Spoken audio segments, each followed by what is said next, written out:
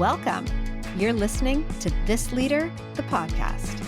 If you lead people and are seeking the transformational, high-impact secrets that will lead to greater joy and fulfillment in your work, will optimize your team performance, and will help you create a happy, highly productive workplace, then you are this leader and you're in the right place. I'm your host, Claire Laughlin, and each week my guests and I will explore the mindsets, techniques, and actionable strategies that will help you build the career, team, and organization of your dreams. Because I believe no one should have to suffer in a dysfunctional workplace. Let's get started. What if I told you that every time you show up to a workout, you're not just training your body, you're rehearsing for having better, stronger relationships and being a better leader? What if that moment when you push through discomfort in a fitness class is the exact same kind of skill you need to navigate conflict with your team or your spouse or your teenager? What if that discipline that gets you out of bed for an early workout is the same discipline that could transform every relationship you have if you were applying it? Here's what I think we're missing. We often think about physical fitness like it's a separate thing. You know, we go to the gym, we work on our bodies, we clear our heads, but then we go to work and we still wonder why difficult conversations are challenging or why our teams lack resilience, why we can't seem to create that sense of real community on our teams that we yearn for. But what if physical fitness is actually a training ground for everything else? Let me take you back to 2023. Here's me, okay? Burned out, physically drained, low energy, struggling in some of my relationships. And I run into a friend at Trader Joe's who tells me about this outdoor fitness place called GOAT. So I show up for my first class and honestly, everything starts to shift. The people are so welcoming and warm. The workouts are fun. The music is great. And I am having a great time with exercise again. And yes, of course, my mind clears, my energy returns. And guess what? Even my relationships start to improve. My leadership gets stronger. My ability to handle difficult situations completely transforms. And it takes me back to a theory that I've had for decades, which is essentially this. What if there's a direct translation between exercise and healthy relationships and even leadership that most of us are overlooking? Listen, I've been working with leaders for years, and I hear the same thing over and over. You know, I don't leave my desk for lunch. I don't take breaks. I don't have time to exercise like I want to. Any of that sound familiar? And then I hear the other, right? Hard conversations feel impossible. My team isn't weathering change or challenge very well. People aren't accountable to each other. So just follow me here. Imagine that the lessons you learn by pushing your body toward higher levels of fitness are the exact same lessons you need to lead yourself and others well. It's the discipline, the ability to handle discomfort, the power of shared struggle, the balance between challenge and support. The lessons are there. We just need to translate them. We're letting these powerful insights stay locked in the gym when they could be accelerating our success in our relationships, on our teams, basically our ability to show up and do hard things. So today, I'm talking with Natalia Rivera-España, who owns GOAT Santa Cruz. GOAT stands for Group Outdoor Athletic Training, and it's a very special place. Natalia started this business in the depths of COVID, an idea born one afternoon on her front patio. And she'd never been an entrepreneur before. While she had long been a group fitness instructor, she primarily had spent years in emergency rooms dealing with high-stress situations. She's seen firsthand what happens when people are isolated, sedentary, disconnected, and she felt called to meet that need. Natalia knows it. Growth comes from deciding to do the hard thing. And the success of GOAT Santa Cruz is a direct result of her creativity, her commitment to connection, and plenty of hard work. What she's built isn't just a fitness facility, at least not for me. It's a laboratory for leadership lessons, a place where people discover that they're capable of way more than they thought, and not just physically. So let's get to it. Here's my conversation with Natalia Rivera-España. Hi, Natalia. Welcome.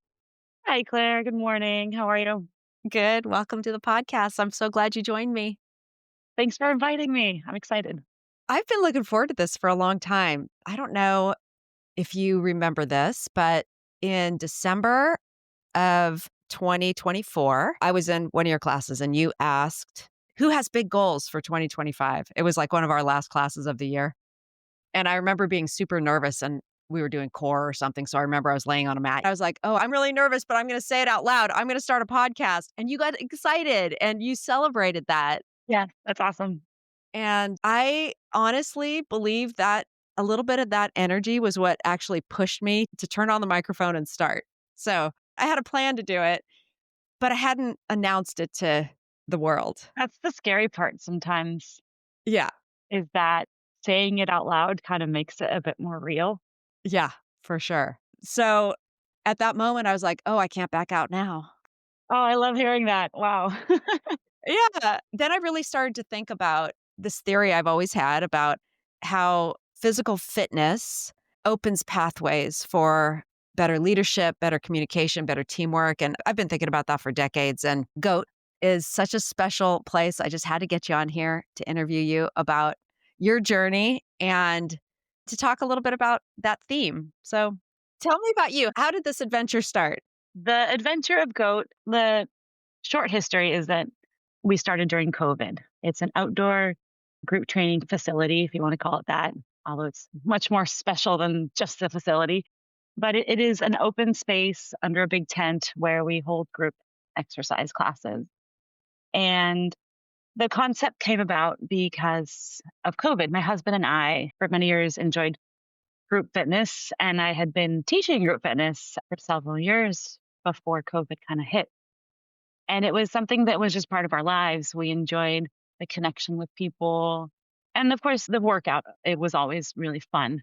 And so when we were unable to do that, we kind of put our brains together and thought, okay, let's figure something out temporary. And that's when in our front patio, just tossed the area of like, okay, well, let's try it. And now the parking lot is full. The classes are packed. The energy is fantastic. The community is amazing. Yeah, And the way you interact with the community, just, the holiday event you just had the other day with vendors and the giving back to the community, the gift drive, the all kinds of things, and all through the year, not just at holidays. definitely. Yeah, we make it an integral part of our operations. I kind of tell people that it's a business, it's a for-profit business, but it's run as a nonprofit because we really believe that giving back to the community is essential and it's a big part of what we do. So throughout the year, we collaborate with a lot of local nonprofits, schools, organizations that just do good stuff and help them. That's so great. I have found the community at GOAT to be more open and accepting and friendly than any gym I've ever, been with ever. Yeah, and there was no recipe for it. It kind of organically has become that. Maybe it's a vicious cycle where people that exercise are happier. And so we have happy people, but we also bring in happy people and they're happier because they exercise. Yeah. So it's hard, the chicken or the egg, but we definitely have a very special community of participants. Yeah. And your instructors are very special as well. So, do you look for something in particular when you're looking for your instructors? Yeah, I think a key thing somebody can be an excellent athlete and can technically know a workout very well, but that doesn't mean that their class is going to be successful. It's the connection that we look for in our instructors. They're able to, get past that outside layer of just boring coaching per se and really make people feel like they're working out with them kind of one on one, but it's a group. Right. So, and you can't teach that to somebody. It's something that somebody has pretty special. Yeah. That special interconnectedness. I look for that. That's good. Yeah, I mean, that's why you show up to a group workout. You could probably find a great workout on YouTube or online or on an app, but you're not going to get the same workout than if somebody obviously is in person looking at you. Absolutely. And I mean, this being a leadership oriented podcast, I love what we're talking about, but I want to kind of just make that link because I know that a leader's ability to create community is one of the really special things that makes teams thrive. And though, it's not technically a team when I show up to a group training class, I mean, I feel like I'm on a team when I go to ceremony, for example, and I wanna show up because I wanna be there for each other, you know? And there's that accountability that happens, in a group fitness environment, but it also because you're sharing maybe a difficult experience with somebody else or with a group of people, the shared experience makes it more meaningful. And I think that's what kind of gets to the core of a lot of people that start to fall in love with group fitness. You're not going to get that with headphones at the gym on your own. Right, on a YouTube video. Yeah. And I think that translates to so many other things in life, business, work, personal, where when you experience something in a shared, situation, it is more meaningful. So maybe as a leader, if you can create that, that's really valuable, in everywhere. Absolutely. I hear leaders, I mean, we talk about this all the time that like those really intense situations, an emergency that arises or very hard challenge, when people can get through it, looking for the small wins, leaning on each other, this kind of thing, this creates a bond both to the team and to the outcome and to the organization itself that is really transformational. And you told me that you also are trained as an EMT. Is that correct? Yeah. For many years, I worked at a local hospital in the emergency room as a ER tech. And so there's stress there, and being able to manage and work together as a team is important. Yeah. Did any of that, do you think, even subconsciously kind of translate into this? Because the workouts we do at GOAT are hard. I mean, maybe not all of them are, I don't know, but all the ones I do are hard. I've never been to a workout that didn't challenge me, you know? And that's great. You want the time to be worthwhile. Yeah. And I think the intensity, whether it's a physical intensity or maybe a stressful meeting, a stressful project, Yeah. having maybe some nice hard workouts under your belt are going to help you handle that in a much better way with a clearer mind and maybe a more calm approach. Yeah. But I recall when I started, I wasn't in very good physical shape at that time. And it was a little worrisome to me. And I felt very appropriately challenged, never pushed to a place where I was going to injure myself, but just very appropriately, like, it's that balance between real support and challenge. And I feel like looking at that fulcrum between support and challenge, you know, when you have both of those things and you're sort of pushing people a little bit out of their comfort zone, that's where real motivation happens. So much motivation occurs right there. Yeah, that very specific fine line. You don't cross it. You don't make someone feel like they failed, obviously, right? Right. Like you want them to get just to that threshold. And I think that's where you grow personally. Absolutely. And your instructors have some magic there. Well, thank you. No, I mean, they're just special people. I think I got lucky. I got lucky that we have such great instructors. And going back to the origins, when we opened GOAT, most of the gyms had closed. And so I got lucky in the sense that I could hand pick some of the best instructors that weren't teaching anywhere because everything was closed. I said, "Hey, do you want to come teach?" And they're like, "Sure." And so we ended up with a really, at least, the original core group of instructors, and most of them are still there that teach with us. But also going back to as a leader, kind of pushing that limit, but not too far. There's a certain characteristic, I think, of a good leader, or in this case, a fitness instructor, where you do it for yourself. Obviously, you're getting a workout as well because you're part of the workout, but you're not selfish about it. You're also there, most importantly, to lift the rest of the group up with you. And then maybe above you, you might, stop the workout to go show an example of something. And so you're like, oh man, I missed my own reps. I'm not going to get the same. That's never going to be the priority. And I think as a leader as well, it's like you want to bring everybody up, and hopefully, some of those will shoot out to be some really exciting ideas or advances in the project or whatever. I think that's important as a leader. The spotlight's not for you necessarily. Right. I always think that in some ways, the best leaders, I mean, they're very motivating, very kind, very supportive, very present. But at the end of the day, people go home thinking that the win was their own, like they own the win. They say, like, oh, yeah, I did this thing today. I mean, of course, they also acknowledge that leader that helps, but, they feel a sense of personal accomplishment around it. And I think that's really an important lesson because the motivation comes from inside. Oh, 100%. we all have the capacity to do what we want to do. Yeah, But whether we can tap into that motivation and push ourselves a little bit more, sometimes you need that external force. And that's the leader's job, maybe, is to see that and nudge them, which is really fun if you enjoy that. I really enjoy seeing that in my workouts with people that I've trained with them for years. And I'm like, I know you can do it. So today is the day, I can tell. And so it's really cool. And I think with Maya Angelou, I can be misquoting, but it's, people remember how you make them feel, you know, more than anything else. It may not be the playlist, the specific workout, but how they left feeling. absolutely. I love that. I love that.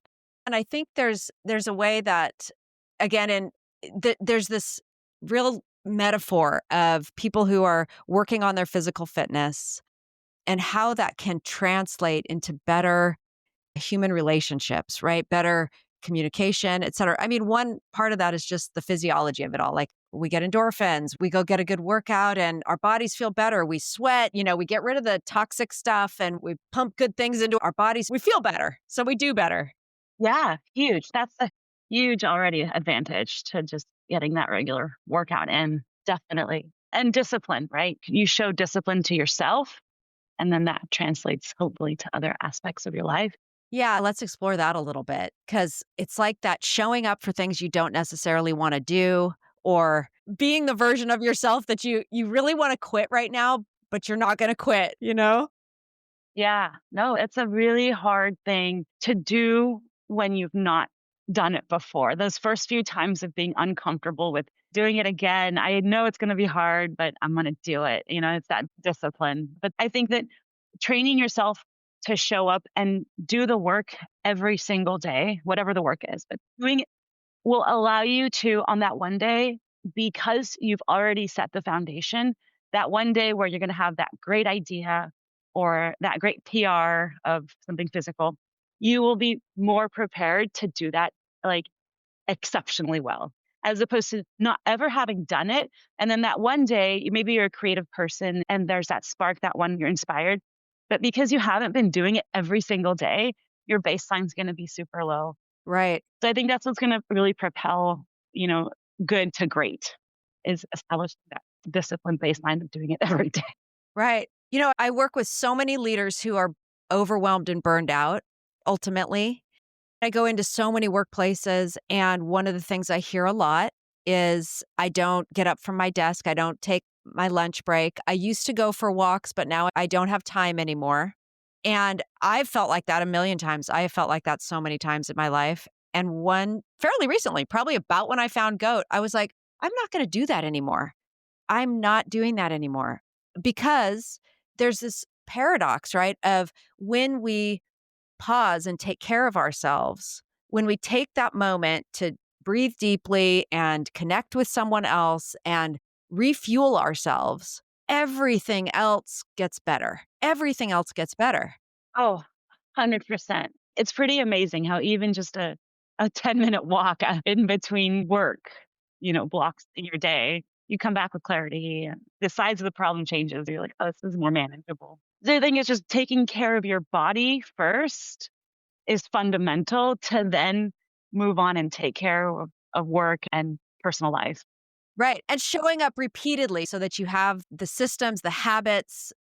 It's almost like I think the thing that shifted for me was the difference was it used to be a daily decision. Oh, when should I work out today? Should I work out today? Gosh, can I fit it in? Can I? And then I was like, at some point, when you really commit, you say, no, I don't have to make that decision today. That decision has been made. I will do it. I will do it. Maybe it's a matter of what time or something like that, but it's going to happen. And I think circling back to, in our case, like group training, when you have that supportive community, that environment of group fitness, you're more effective at creating that habit. And also, it's actually becomes really hard to imagine a day that you don't do it. You're like, oh, wow, that was weird. I didn't make it today. Maybe a doctor's, whatever, life happens and it's okay to rest a day. But the days you don't do it, you're like, oh, I kind of miss my people. Training is a bit more powerful in that. Yeah, for sure. Absolutely. Again, just to kind of bring this back to a little bit around lessons of life, lessons of leadership, lessons of life. Because I always think that the first lesson of leadership is leading oneself, right? And so it's making a commitment to that structured self-care And then you said something earlier that I just really wanted to double down on. It's like doing something hard. I feel like one of the things that shifts when I see people for the first time in their life commit to physical fitness, for example, is Yeah. that they leave behind this idea that life shouldn't be uncomfortable. And they begin to embrace that when it's okay, that I can get that discomfort is something I'm actually seeking. I'm seeking some discomfort. I want that. Do you experience that? Oh, yeah. It's an interesting phenomenon of seeing somebody shift from being really apprehensive about being uncomfortable in a workout Yeah. to then you see them later in their fitness journey per se, and they're just crushing it and just working really, really hard. Yeah. There's obviously chemicals in your body that are released when you work out hard, but there's a lot of recent studies about lactate. And you feel literally the burn in the muscles, right? The lactic acid that forms when you're vigorously exercising, especially with resistance training. And more studies have shown that that lactate is actually a very important chemical for your brain. It improves your vision, it improves the plasticity of your brain, neurogenesis. It helps you calm down after. It just has so many positive impacts to your brain health. And then long term, it helps reduce the incidence of Alzheimer's and dementia later in life. So hitting those anaerobic peaks or the really stress to the muscle is really important. And so going back to being able to do hard things, there's also an emotional response because you can walk away feeling really impressed and proud of yourself, which I think is really powerful. You know, a lot of people are insecure about their workouts and showing up and being vulnerable and doing something kind of maybe not correctly and looking silly and all of that. But I think the payback is exponential. And when it clicks, you see it, and people are just like, wow, I'm coming back, you know, and I love that. Obviously, it motivates me a lot to see that and inspires me. I am completely struck by how much I want people to absorb that lesson with respect to their relationships. Oh my gosh. Like, how great would it be if people really looked at their relationships and they thought, okay, I'm here to grow and to challenge myself and to do hard things and to create community in my home and in my family, in my team at work, like to really take these lessons and bring them to life in the interpersonal relationships that we have. Everything we've talked about is key for that. It's taking care of self, right? There's that self care component. There's that commitment, committing to challenge, to the hard stuff, knowing that that's where your growth is. Ultimately, the discipline of sticking with it and being the better version of yourself when you don't want to be. That's the hardest time, but that's when it counts the most, honestly. Yeah. And I think celebrating wins as well, like being able to say, look what we did. Look what we did together, you know? Oh, yeah. And doing it in a group, whether it's a team of working professionals or a workout, like I said, the impact is just more meaningful. You'll remember that. You'll be like, oh, yeah, that's why. You remember the hardest, most challenging moments. And hopefully you look back on those moments and you thought, wow, that was a hard situation, but I brought my best self. Or I didn't fail early, I didn't fall apart or whatever that was, what's the win? Oh, yeah. Oh, totally. And hopefully, because you had the foundation laid of some discipline of already doing it over and over again, that you were able to kind of exceed, the expectation of just getting through it, but maybe doing really well. That's a really interesting concept to then translate to other situations in life. And I think also uh, brings up the importance of surrounding yourself with people that are going to allow you to maybe take that leap, Yes, absolutely. Who are you choosing? cheer you on, right? Yeah. Yeah, which is why I will continue to choose goat. And one last question for you, Natalia. I just have to ask you, like, has running goat taught you anything that was unexpected? What did you not see coming that has manifested for you? Although there's been a lot of challenges. Personally speaking, it's been really challenging for me to allow myself to be in the spotlight. So, like speaking with you today and sharing kind of a personal experience to me is really challenging. I like to be in the background. I like to make sure things happen and not be seen. So I appreciate the opportunity to be able to do that, even though you're like, wait, but you're on stage with a microphone all day, every day. But it's such a different thing than to personally come at these topics with somebody. So that's been a personal challenge. But as far as just generally in goat, when we started this, it was literally a parking lot with some shade sails. And it's grown and it's grown. And it's gotten to the point where I feel like, wow, we can't stop. Like this is not at all what I expected 5 years ago. And it's in the best ways. I say that. Like this has become just such a great community. So some challenges are definitely where do we go? My business plan was like a 6-month business plan. So I was like, oh, well, where do I see this in 2 years, 5 years, 10 years? So that's been a fun challenge to just play out different, scenarios with the direction of something like goat. All good stuff. Yeah. And how do you balance this with working with your husband and, you're there all the time between the two of you? I see you and Scott. One of you's always there. Yeah, it's actually a really fun life balance. My husband does have a desk job per se, and he's there, Monday through Friday in the mornings. However, he loves goat and he's been drawn into group fitness just as much as I have. Yeah. And so he's my backbone. He supports me in most of what we do here.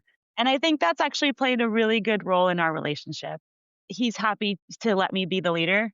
And I think he also appreciates that because in his job, he has to make decisions and be accountable for that. Whereas he can be like, you just tell me what to do. So he doesn't have to. But besides that, no, I think it's really taught us to have that nice balance of work and life. And to be honest, I am so lucky that this is my work because I love it. I love it. And I think that's important that you find something that you love. Well, that radiates for sure. So keep doing what you're doing. You are changing people's lives. Absolutely. And it's a wonderful place. If any of my listeners are in Santa Cruz County and haven't checked it out, you've got to go check it out. GoatSantaCruz.com. GoatSantaCruz.com. Yeah, it's a really easy reservation system. And if you mention Claire Laughlin, then you'll get a special something there. That's a bonus. Love it. All right. Well, thank you so much for your time, Natalia. I'll see you over at Goat in, an hour. Okay, I'll be there. Thank you so much, Claire. A pleasure chatting with you. See you soon.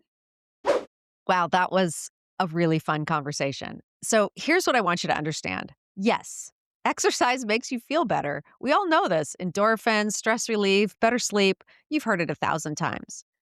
But I want you to think of physical fitness as a training ground, a laboratory for becoming better at everything else. Because here's what Natalia and I discovered today. The exact same principles that make you stronger physically are the ones that will transform how you lead and how you show up in your most important relationships. Remember, it's the discipline to keep showing up. It's leaning into discomfort. It's doing hard things together. And it's maintaining that balance between challenge and support. All of these principles directly translate to life after exercise, and they'll improve your relationships and help you build a strong and powerful team. What Natalia has built at Goat Santa Cruz is an amazing example of this. And it's a place where people discover that they're capable of more than they thought. And then they carry that into other parts of their lives. So check it out at goatsantacruz.com and mention my name for something special. And let me know all about it. DM me on Instagram and follow Goat on Instagram too. They do a lot of fun posts. And if you live in Santa Cruz, come and visit. Until next time, my friend, keep showing up. I hope you've enjoyed this episode. To learn more about my services and for lots of free resources and additional tools to enrich your journey, visit my website and subscribe to my newsletter at clairelaughlin.com. If you have a question about leadership, teams, or organizational culture you'd like me to address on the podcast, please reach out to me at support@clairelaughlin.com and connect with me on social channels at Claire Laughlin Consulting. Until next time, lead the way.